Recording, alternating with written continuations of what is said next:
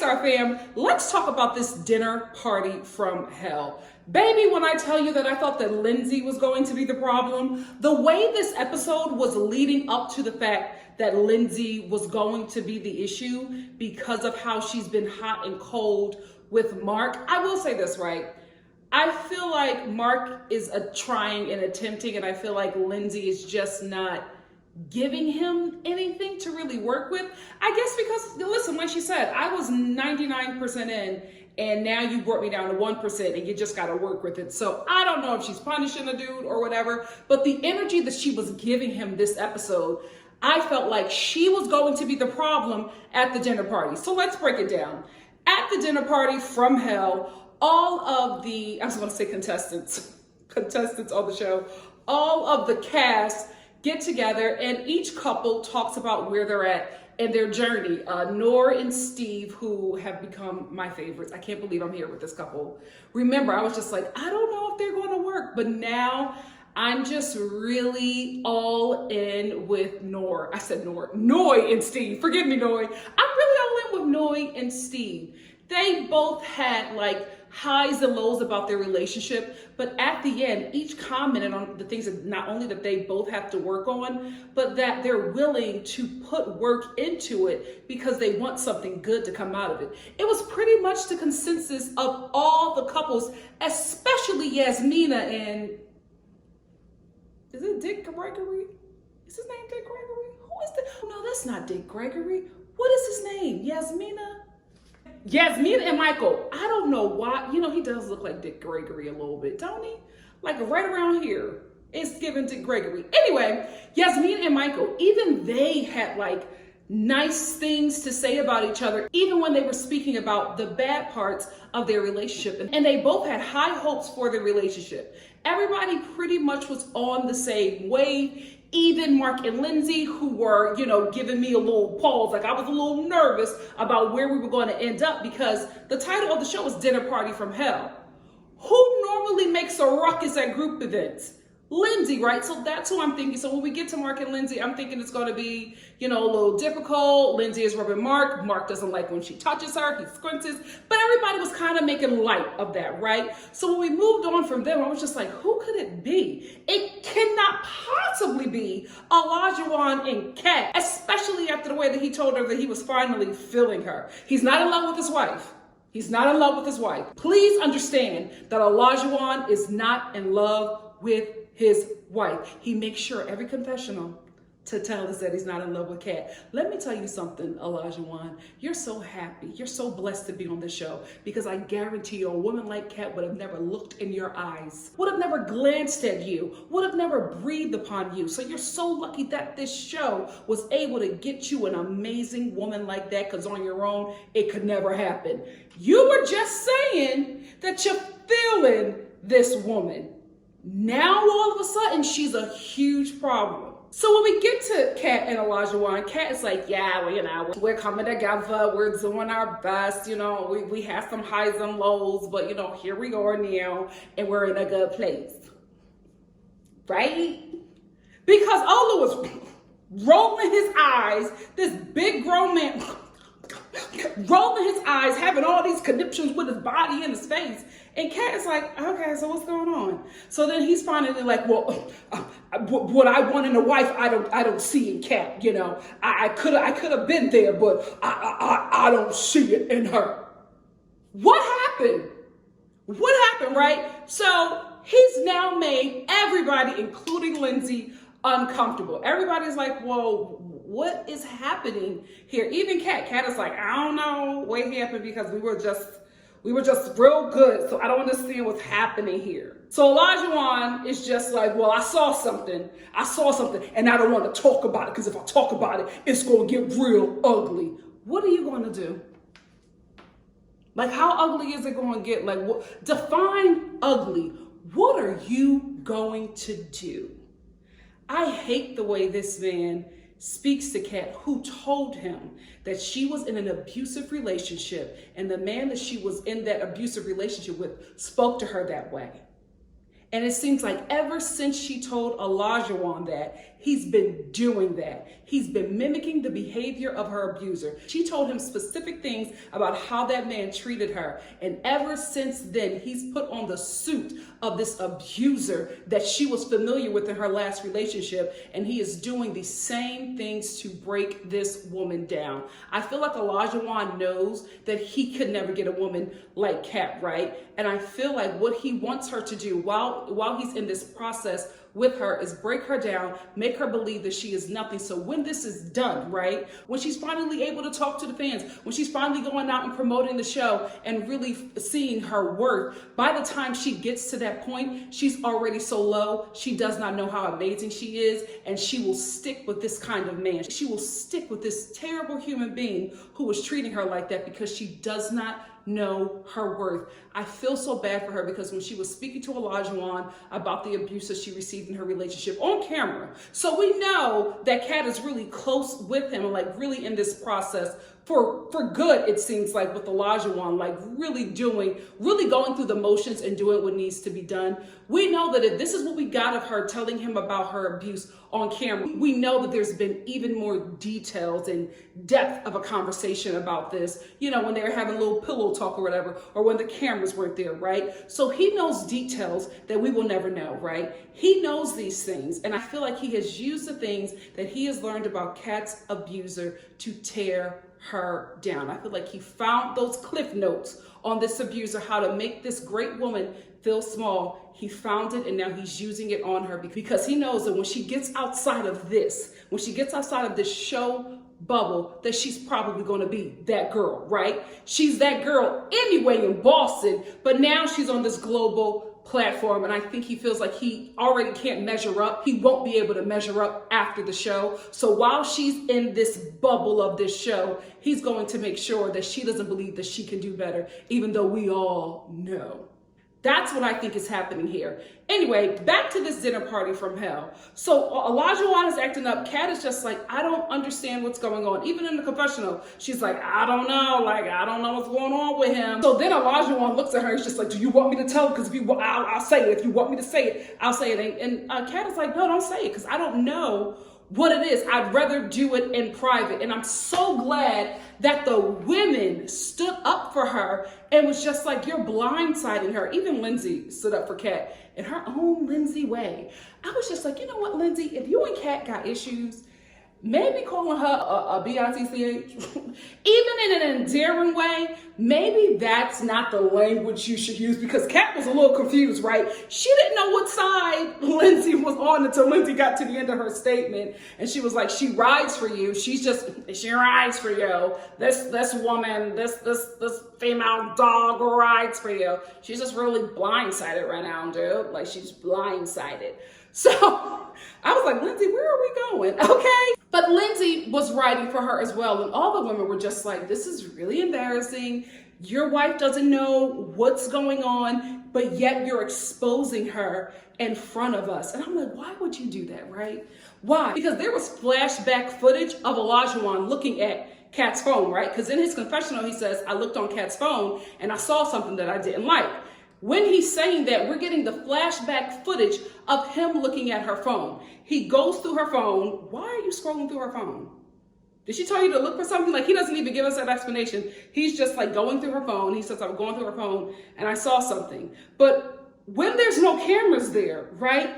When there's nobody to film your reaction or you demeaning her, you just look at the phone and you just scroll through it and you put it down, right? But now on camera, you have a problem with it because there were no cameras filming you guys on the party bus. There was just little security cameras that was getting, the party bus footage. But a man like Olajuwon, he wanted the Hollywood cameras on him, the HD cameras. And I'm so glad that Kat's friend called him out because he could see Olajuwon. I wonder where they're at in their relationship now, because rumors are that Olajuwon and Kat are still together. I wonder what her relationship is with her friend who saw Olajuwon for who he really is from jump. Anyway, in this security camera footage, Olajuwon has no issues, right? And he says in his confessionals, I put it aside, because I was upset with my wife at the moment, so I just put it aside. But if you put it aside then, why all of a sudden do you have it in you now to discuss it? And you never even discussed it with your wife. You never even discussed it with her. So Kat is there looking foolish, feeling upset. She's just like, I'm ready to go. I want to leave, right? So she gets up to leave. Olajuwon gives her his arm. He's just like, yeah, you know, let me walk you out. Like playing with her. Like, why are you playing with her when you just embarrass her, not just on camera, not just to the world, but in front of your fellow castmates and her friends? Why are you playing with her now? Because the cameras is cutting and y'all leaving this scene? Because he only does this to her on camera. He only tears her down on camera. Something not right with that dude. Something is not right with that dude. And every time I see him on my screen, I understand why he has never in his life been with a black woman. It's not because he never wanted to be. He never had the opportunity. He never had the opportunity. It is not lost on me that the only way Olajuwon can get a black woman is in the constraints of this TV show, Social Experiment. It is not lost on me because I guarantee you if Kat met that man out in the streets, she would not pay him any mind. She is working on herself and working on this process while dealing with a verbal and mental abuser. The woman is going through a lot, and it's completely unfair with how this show has done her and how Olajuwon has treated her. Anyway, they get back to the home, and Forehead, also known as Olajuwon, is just like, let me see your phone for a second.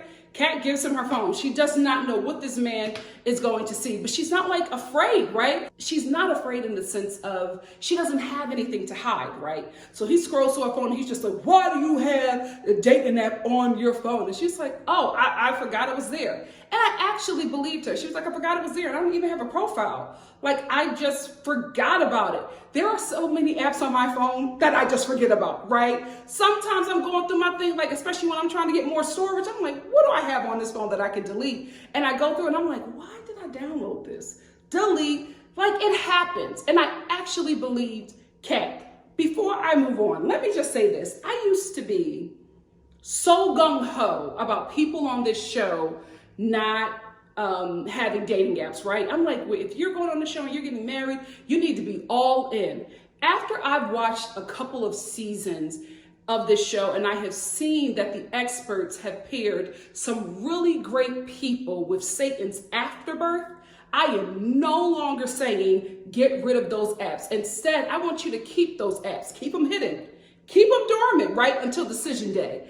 I do not want anybody on this show to lose an opportunity on meeting somebody great after this show has put them through hell. Do not delete those dating apps if you're coming on this show. Let them lay dormant, but when it's your decision day and if you're deciding to move on, like the Holy Spirit, activate those apps. I am team look out for yourself on this show because nobody else is, right? It seems like this show is looking out for your downfall, for your demise, because why in the hell would these experts, this show, put Kat, who has voiced that she was in an abusive relationship and this man demeaned her and made her feel like nothing? Why would y'all pair her with Olajuwon? And listen, this could happen to white women on this show as well, but I gotta be honest with you all. From what I have seen, right, from the seasons that I have watched on this show constantly puts women of color in abusive relationships. And that's just my experience. From Paige to Bow and now Kat, they constantly put women of color in abusive relationships. Now, I'm only saying that from what, the 2 seasons, the three seasons that I've watched. Yeah, Rachel, right? Rachel was with Pablo, right? Rachel and Jose, yes. Rachel and Jose. From the season that I have watched, I have noticed that they have continued to put women of color with abusers. I don't know what that is. But Lifetime, y'all need to fix that. Y'all need to fix that, because why would you do that to Kat? Why? What? Like, this woman is so sweet. She's so kind. She keeps on giving this gremlin chance after chance after chance, looking the way she looks, beaming with joy and positivity from her soul, she continues to try to make it work with this man. She doesn't deserve that. And this show, I don't want this show to give her a redo. I want this show to give her a rebrand. And I want them to pay her handsomely, because what she's going through on this show is completely unfair. This man is screaming at her. She cannot get a word in. It is obvious that she did not know. And Olajuwon knows that, right? He just looks for things to make her feel bad. Even when he's saying good things about her, even when he was saying that he was feeling her and that she was great and there's nothing that he would change about her, he was still telling her she can't cook, right? And that's one of his requirements for a wife. So he's still telling her that she's not good enough. So now he finds this dating app thing. He's looking for issues, looking for ways to make her feel less than. He is breaking this woman down, and no experts have intervened. Now, where's Pastor Kyle? Because when this was happening with Bao, he came in late. So he might just come in late with Kat as well. But I feel like we're almost at the end of this, and still no experts have yet intervened and said, you have to treat her better. I always forget the Latina expert's name. Forgive me, sis. But the youngest one on the show, she was, talking to Olajuwon about like all his unrealistic standards. I'm telling you, him and Johnny are the same person. Olajuwon and Johnny are the same person. It's like the same conversation the experts are having with Olajuwon they were having with Johnny. It's the same conversation. So she was the young Latina. She Latina or Asian? She was holding Olajuwon accountable, but like from what is happening here, you literally see Kat telling Olajuwon to stop screaming at her. She doesn't like that he raises his voice. She gets upset. She starts taking off her mic and everything. She's like, just leave me alone. I don't want to film anymore. And Olajuwon, I guess he realizes that he's went too far and he's like trying to calm everything down. But I'm like, why do you do that, right? Why do you do all these antics to her on camera? What is it about the cameras that makes Olajuwon want to demean Kat? Like, I feel like he does it when the cameras are not there, right? I think this is just who he is. But I feel like when the cameras are there, he magnifies his mental and verbal abuse onto Kat. Like, I don't know why, but there has to be some reason. Please, if you guys know why or have an idea, please, let's talk about it in the comment section, because I am just like so flabbergasted how he turns up on her when the cameras are there. Is it that he doesn't want her to feel worthy, and he also doesn't want any potential partner for Kat to feel like she's worthy? It has to be one of the two or somewhere in between, because it just like, it's blowing me that he just turns up his Ike Turner when the cameras are there. Because it's normal for an abuser to turn it down, right? When others are watching and do all that stuff in secret. It seems like he wants this abuse towards Kat to be out in the open. Y'all think it's because she a sister? Like, I don't want to bring race into it, right? But I feel like he could be punishing Kat because she's a Black woman, right? And I feel like punishing in a sense where I feel like because Black women don't want him, right? It happens all the time with these kind of Black men or Black identifying men or multiracial identifying men, specifically those within the African diaspora. It seems like a lot of them who can't get Black women, who are rejected by the Black women that they want, start dating non-Black women. But while they're dating these non-Black women, their hate for Black women intensifies. And I feel like Kat is getting a lot of the rage that he has for Black women who have rejected him. That's what it's giving. Maybe that's what it is. Big Kanye energy. Big Kanye energy. Anyway, next week we're going to see Kat cry and be broken down by Olajuwon again. And you know what, Married at First Sight, you owe Kat and all the viewers, especially the women who are tuning into this show, especially the women who have been in abusive relationships and are being triggered by watching this relationship, you owe each and every one of us an apology. Like, this is horrible. This man is screaming at her while cameras are there, while production is there. You guys are watching this man scream and demean this woman. And we just got this same kind of sick, abusive, demeaning relationship last season from Johnny and Bao. Production sat in that room while that man screamed at that woman, made her feel small, brought her to tears. This is not okay.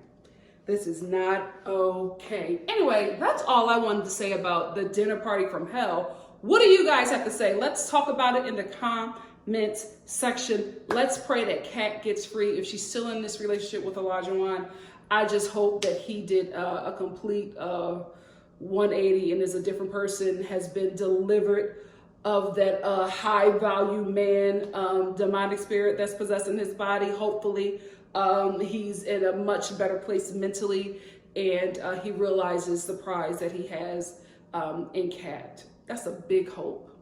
That's a big hope. Ciao. Let me get out of here. Talk to you soon, Star fam. Thank you for joining me. Bye.